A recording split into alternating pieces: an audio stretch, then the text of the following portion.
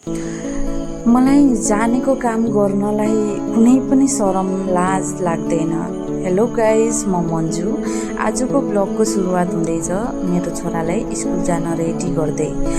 गाडी पनि आउने बेला भयो र आज चाहिँ अलिक छिटो गरेर मैले रेडी गरिदिँदैछु। सानो बाबु यता खेलिरहेको छ र यता बाबुको गाडी पनि आइसक्यो र म बाबुलाई लिएर जाँदैछु।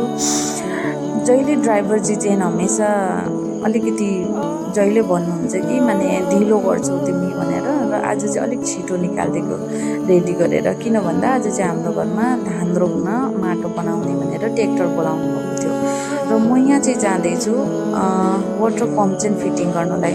ट्र्याक्टर पनि आउने बेला भयो। यता मैले चाहिँ वाटर पम्प फिटिङ गरेकै थिइनँ। वाटर पम्पबाट पानी निकाल्नु पर्छ नि त, पत्थरमा पानी छैन, त्यही भएर पानी नै बस्दैन। जति पानी परे पनि बलुवा माटो छ नि त हाम्रो यतातिर, त्यही भएर। र यता चाहिँ म पाइप फिटिङ गर्दैछु।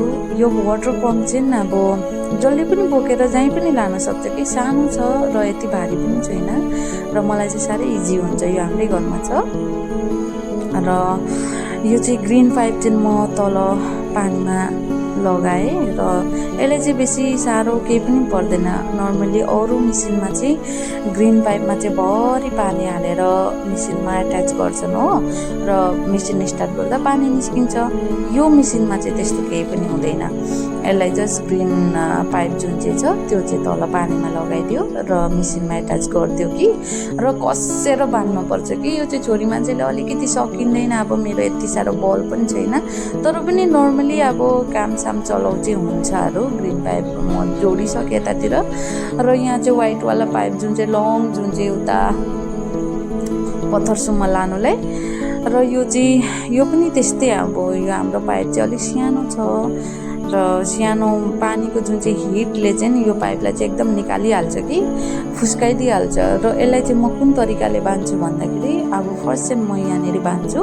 यसलाई बाँधिसकेर चाहिँ फेरि अर्को एउटा पाइपले चाहिँ म उतातिर बाँध्छु ह्यान्डलमा कि, त्यही भएर अब यो चाहिँ फुस्किँदैन। र यतातिर म मेसिन स्टार्ट गरि पनि सकेँ, पानी पनि आइसक्यो पत्थरमा, र मेसिन ट्र्याक्टर पनि लिएर आइसक्नुभयो दादाले। र म यता चाहिँ घरतिर आएर नुहाइधुवाइ गरेर घर झाडु लगाएको थिइनँ नि त, र घर झाडु लाएँ ओरे। र यतातिर म पोछा पनि लाउँदैछु। घर झाडु लगाइसकेपछि पोछा पनि अलिकति म लाउँछु यसै अब।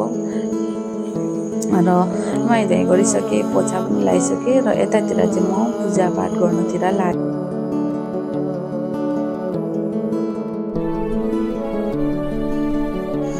पूजापाठ गरिसक्ने बित्तिकै यता म बाहिर निस्केँ। म वासिङ मसिनमा लुगा चाहिँ हालिराख्छु, अनि त्यस पछाडि म खाना खान्छु भनेर यता धुँदै गर्छ लुगा पनि, र म यता खाना पनि खाँदै गर्छु भनेर म यता दौडिँदै आएँ वासरुमतिर। त्यस पछाडि मैले खाना पनि खाइसकेर म यतातिर मेलामा जानुलाई रेडी हुँदैछु। र हतार पनि भइसक्यो, अबेला भयो, 10-11 बजिसक्यो, र म यतातिर चाहिँ मेलामा जान निस्किसकेँ। र यता घर पछाडितिरबाट जानुपर्छ नि त, मेलो चाहिँ यस्तो घर पछाडि छ कि, त्यही भएर पछाडिबाट जानुपर्छ। र म यता मेलामा धान पनि रोप्न थालिसकेँ। कस्तो खतरा घाम लागेको छ भने नि, मेरो त अनुहार पोलेर, हात पोलेर, डोँडालो पोलेर भएको थियो। यस्तो खतरा पानी उम्लिने जस्तै भएको थियो। यति तातो, हातमा पनि तातो, खुट्टामा पनि तातो।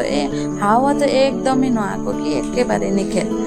र यता चाहिँ एकदम सह्य गर्नु नसकेर म चाहिँ निस्किसकेको छु।